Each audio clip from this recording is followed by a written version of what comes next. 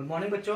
ठीक है, आप सभी लोग ठीक हैं। और इससे प्रीवियस टॉपिक्स आप लोगों ने कवर कर लिए होंगे।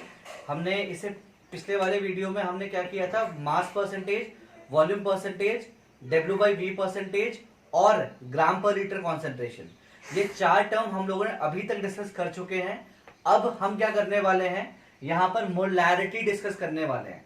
देखिए, मोलैरिटी जो कॉन्सेप्ट होता है ये क्लास 11th और क्लास 12th दोनों ही एग्जामिनेशन में आता है और मोलैरिटी के ऊपर प्रॉब्लम्स भी पूछी जाएंगी।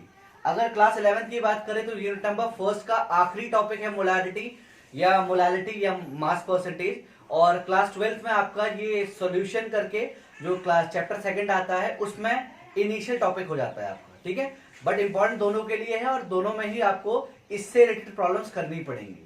चलिए मोलैरिटी डिस्कस करते हैं। अभी तक देखिए, इससे पहले अभी तक जो भी कॉन्सेंट्रेशन टर्म हमने किया था उस कॉन्सेंट्रेशन टर्म में क्या यूज कर रहे हैं, हम मास यूज कर रहे थे, हम वॉल्यूम यूज कर रहे हैं, मास हम ग्राम में यूज कर रहे थे, वॉल्यूम हम ml में यूज कर रहे हैं या लीटर में यूज कर रहे हैं। बट मोलैरिटी सीखते वक्त हम लोग को चीजों को वेट करने का तरीका ही बदलना पड़ता है, क्योंकि यहां पर जो भी कैलकुलेशन होती है वो होती है इन टर्म्स ऑफ मोल। आपको मैं मोल पहले बता चुका हूं कि मोल का मतलब क्या था। मोल का मतलब था कि 1 मोल क्या होता है, 1 मोल एवोगैड्रो नंबर के बराबर होता है ना। मतलब 1 mole equals to 6.022 multiply by 10⁻23 elementary particles. इतने सारे एलिमेंट्री पार्टिकल का सम 1 मोल होता था ना, तो यहां पर वही 1 मोल हम यूज करने वाले हैं। ठीक है, देखते हैं फॉर्मूला कैसे आता है। मोलैरिटी डेफिनेशन बहुत सिंपल सा बोलेंगे। चलिए डेफिनेशन लिख देते हैं पहले इसका। मोलैरिटी का डेफिनेशन क्या है, the number of moles of solute, the numbers of moles of solute dissolve in, numbers of moles of solute dissolve in 1 liter of solution.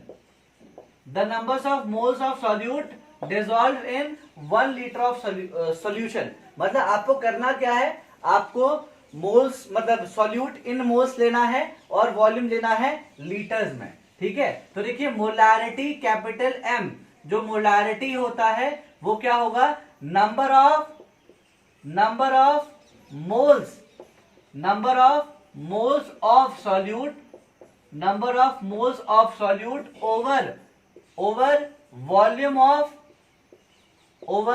volume of solution in liter। देखिए बहुत simple है, ऊपर number of moles of solute है, नीचे volume of solution litres में है। मतलब molarity कैसे आ जाएगा, formula NB numbers of moles of solute over VS in litres. ये फॉर्मूला आ जाएगा किसका, मोलैरिटी का।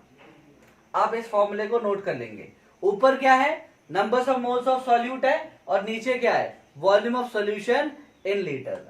ठीक है, इसको नोट कर लीजिए, पॉज करने का नोट कर सकते हैं। इसको नोट करने के बाद हम आगे चलते हैं। मैं इसी फॉर्मूले को थोड़ा सा चेंज करूंगा ना, थोड़ा चेंज भी कर लेते हैं। अलग अलग फॉर्मूले मोलैरिटी के मिल जाएंगे अलग अलग प्रॉब्लम के हिसाब से। हटा रहे हैं, थोड़ा चेंज कर रहे हैं, मैं इसी फॉर्मूले को चेंज कर रहा हूं।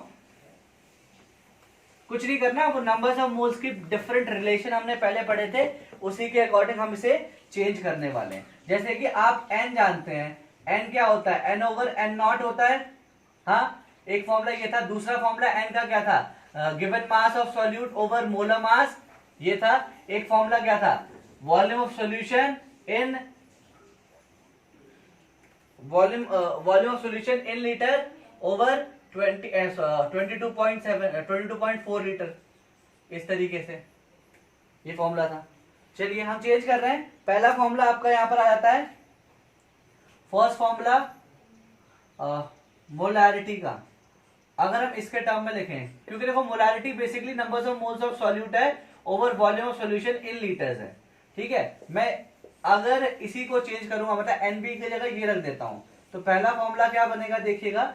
फर्स्ट फॉर्मूला क्या बनेगा मोलैरिटी का, ये बन जाएगा numbers of particle of solute over Avogadro number multiply by VS in litre. ये बन गया फॉर्मूला नंबर 1।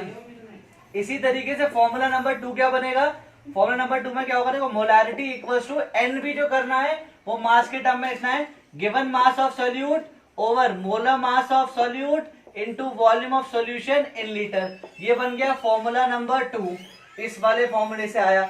ऐसे फॉर्मूला नंबर 3 क्या बनेगा, ये बनेगा इन टर्म्स ऑफ वॉल्यूम।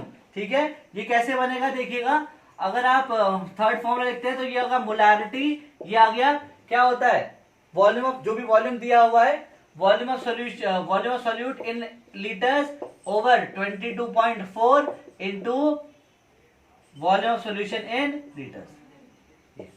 तो ये 3 अलग अलग फॉर्मूलेज बन गए हैं। ये बना है आपका पार्टिकल के टर्म में, ये बना है आपका मास के टर्म में, और ये बना है वॉल्यूम के टर्म में। तीनों फॉर्मूले वहीं से आए हुए हैं आपका, इन बेसिक टर्म्स या बेसिक मोल के फॉर्मूले से आ रखे हैं। क्लियर, चलिए इसे इरेज करते हैं, आगे अगले टर्म की बात कर लेते हैं।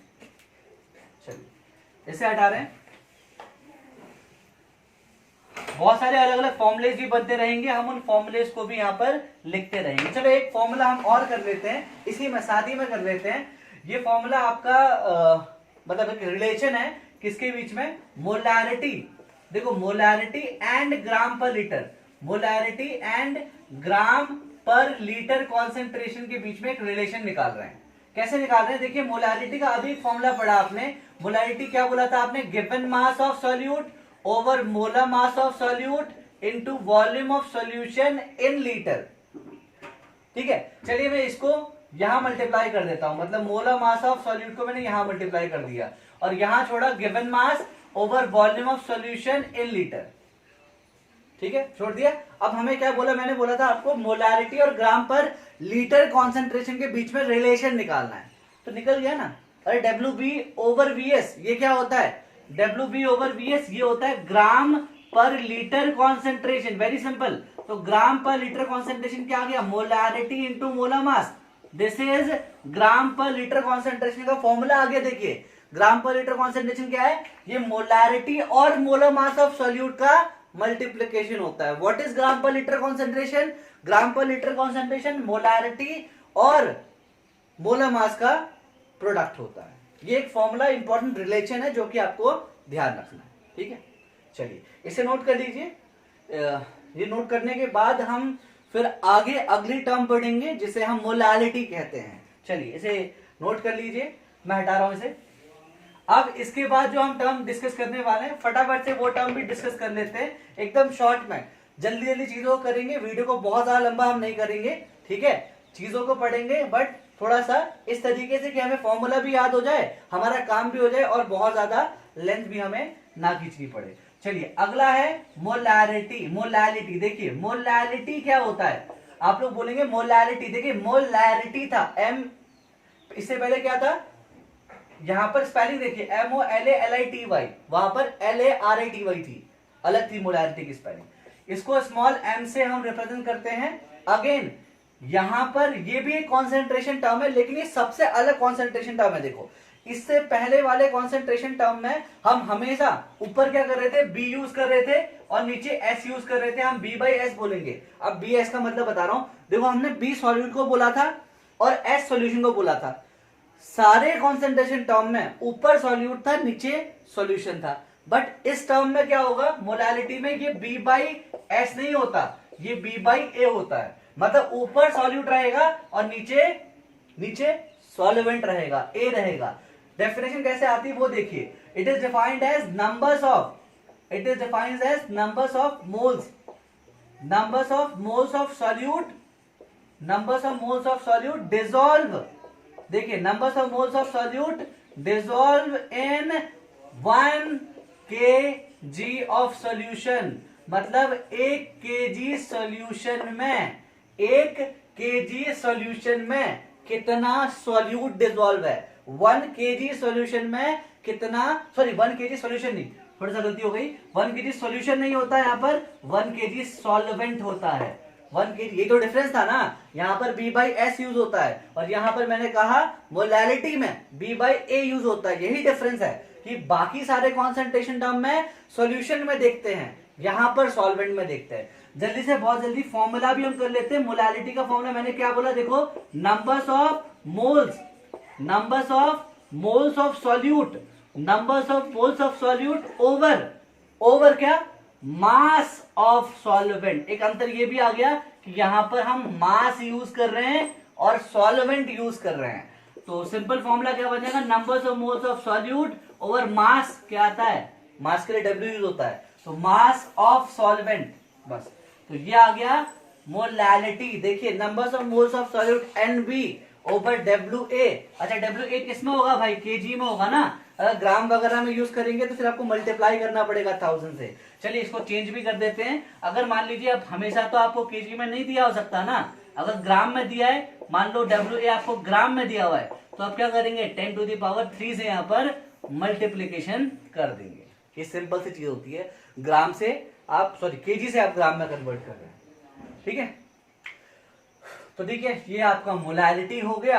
अब हमने ये आपकी फिफ्थ कॉन्सेंट्रेशन टर्म थी, मोलैलिटी आपकी नंबर 5 फिफ्थ वाली कॉन्सेंट्रेशन टर्म थी। इससे पहले मोलैलिटी पढ़ा, W/W पढ़ा, W/V पढ़ा और वॉल्यूम बाय वॉल्यूम परसेंटेज पढ़ा, ठीक है। चलिए अब इसको ओवर करने के बाद हम आगे आने वाले लेक्चर में क्या करेंगे, नॉर्मैलिटी करेंगे। अब देखो जो मोलैलिटी या मास परसेंटेज वाले टर्म थे, ये थोड़े छोटे टर्म थे, डेफिनेशंस आसानी से कर लिया, लेकिन नॉर्मैलिटी बहुत बड़ा कॉन्सेप्ट है, क्योंकि नॉर्मैलिटी पढ़ने से पहले हमें कुछ और चीजों को भी समझना पड़ेगा ना, तो वो सारी चीजें हम नॉर्मैलिटी पढ़ने से पहले ही करने वाले हैं। तो ये वाला जो पार्ट होगा नॉर्मैलिटी वाला, वो काफी लंबा रहेगा और हमें काफी चीजें उसमें समझानी पड़ेंगी। आपको ग्राम इक्विवेलेंट समझाना पड़ेगा, इक्विवेलेंट मास समझाना पड़ेगा, तो बहुत सारी टर्म्स हमें वहां पर डील करने वाले हैं इसके बाद वाले लेक्चर में, ठीक है। तो जितना भी चीजें आपको समझ में आ रही हैं, ठीक है, ये कॉन्सेंट्रेशन टर्म है, सॉल्यूशंस के लिए बहुत ज्यादा इंपॉर्टेंट है, क्लास 11th के लिए बहुत ज्यादा इंपॉर्टेंट है, क्लास 12th के लिए बहुत ज्यादा इंपॉर्टेंट है। तो अगर आपको इन चीजों को, ये लेक्चर्स को देख करके थोड़ी हेल्प मिल रही है, तो आप चैनल को सब्सक्राइब करिए, जो बेल आइकन है उसे आप हिट करिए और वीडियो को लाइक करिए, और जितना शेयर हो सके जितने बच्चों तक, जो बच्चे पढ़ना चाहते हैं, आप उनको ये वीडियो शेयर कर सकते हैं, जिससे उनको हेल्प मिलेगी। और कमेंट सेक्शन में आप क्या कर सकते हैं, जिस भी लेक्चर, जिस भी वीडियो में आपको, मतलब जिस भी टॉपिक में आपको प्रॉब्लम है, आप वो टॉपिक का नाम लिख सकते हैं। रिक्वेस्ट टाइम देख करके मैं उस पर लेक्चर बनाने की कोशिश करूंगा, ठीक है। और ठीक है, आप पढ़ते रहिए, अपना ध्यान रखिए।